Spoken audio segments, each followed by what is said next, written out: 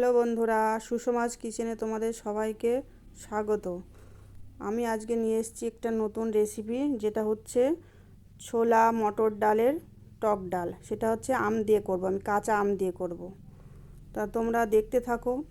রেসিপিটা একদম সহজ, অল্প সময়ের মধ্যে তাড়াতাড়ি হয়ে যাবে এবং এটা খুব সুস্বাদু। তো দেখো তোমরা কিভাবে করি আমি এটা। টক ডালের জন্য আমি নিয়েছি, দেখো, 1 কাপ মটরের ডাল, 1 কাপ ছোলার ডাল, আর একটা মাঝারি সাইজের কাঁচা আম নিয়েছি, হিমসাগর আম, আদা কুচি নিয়েছি, শুকনো লঙ্কা একটা নিয়েছি, কাঁচা লঙ্কা 2টো চিড়ে নিয়েছি, আর জিরে নিয়েছি 1 চামচ। তো দেখো, আমি প্রথমেই 2 রকম ডালকে ভালো করে জল দিয়ে, ঠান্ডা জল দিয়ে আমি ধুয়ে নেব। একটা বাটিতে নিয়ে নিয়েছি, দেখো জল নিয়েছি, আর ডাল 2 রকম ডাল নিয়ে আমি ভালো করে বেশ ধুয়ে নিলাম। দেখো এরকম হয়েছে ধোয়ার পরে।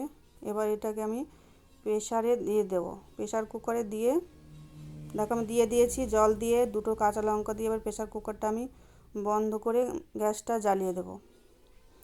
আমি এই ডাল সিদ্ধকে দুটো থেকে 3টে ছিটি দিয়েছি, দিয়ে তারপরে ডালটা আমার সিদ্ধ হয়ে গেছে। দেখো কড়াই বসিয়ে দিয়েছি। এবার আমি সর্ষের তেলে করবো এই রান্নাটা, সর্ষের তেলও দিয়ে দিয়েছি। সর্ষের তেল দেখো গরম হয়ে গেছে।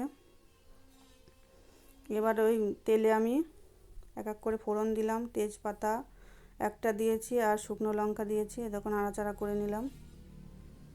এবার এতে আমি দিয়ে দেবো 1 চামচ হচ্ছে কালো সর্ষে দিয়ে দেবো ফোড়ন হিসাবে। এবার নাড়াচাড়া করে নিলাম। দেখো বেশ খানিকক্ষণ আমি নাড়াচাড়া করে নিলাম। এবার ওই সর্ষেটা যাতে ফুটে না যায় বেশি, সেই জন্য একটু লবণ দিয়ে দিলাম।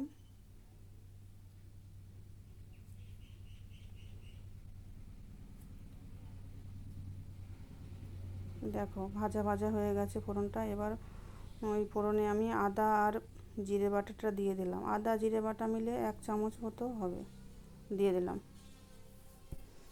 দেখো এবার একটু আমি হলুদ দিয়ে দিলাম, দিয়ে মশলাটাকে কষিয়ে নিলাম। আস্তে আস্তে কষিয়ে নিতে হবে। এবার আমি ওই মশলার ভিতরে সিদ্ধ হয়ে যাওয়া এই যে ডালটা ঢেলে দেব।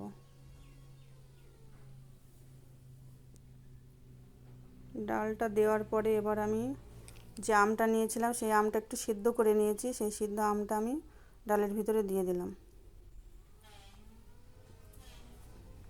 আমটা সিদ্ধ করে নিলে ভালো হয়, আলাদা করে যদি সিদ্ধ করে নেওয়া যায় ভালো হয়। এবার দেখো ঝোলটা, ডালটা ফুটতে শুরু করেছে। লবণ দিয়ে দিলাম, হলুদ দিয়ে দিলাম,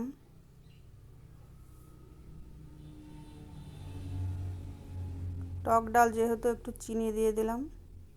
যে যেরকম মিষ্টি খাবে সেইভাবে দেবে চিনিটা।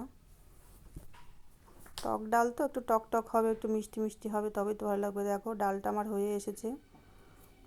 সিদ্ধ আম আমি একটু ম্যাশ করে দিচ্ছি, যাতে আম আর ডাল ভালোভাবে মিশে যায়। তা আমার এই টক ডালের রেসিপিটা যদি ভালো লেগে থাকে, আর যদি নতুন নতুন রেসিপি পেতে চাও, তাহলে আমার চ্যানেলটিকে সাবস্ক্রাইব করবে, লাইক কমেন্ট শেয়ার করবে, আর আমার পাশে থাকবে আরও নতুন নতুন রেসিপি পাওয়ার জন্য। দেখো আমার আম ডালটা হয়ে এসেছে।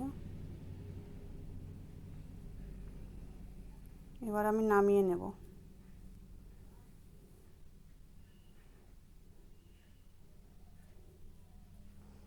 বলবে কেমন হয়েছে তোমরা কমেন্ট করে। দেখো আমার আম ডাল হয়ে গেছে, দেখতে কেমন লাগছে।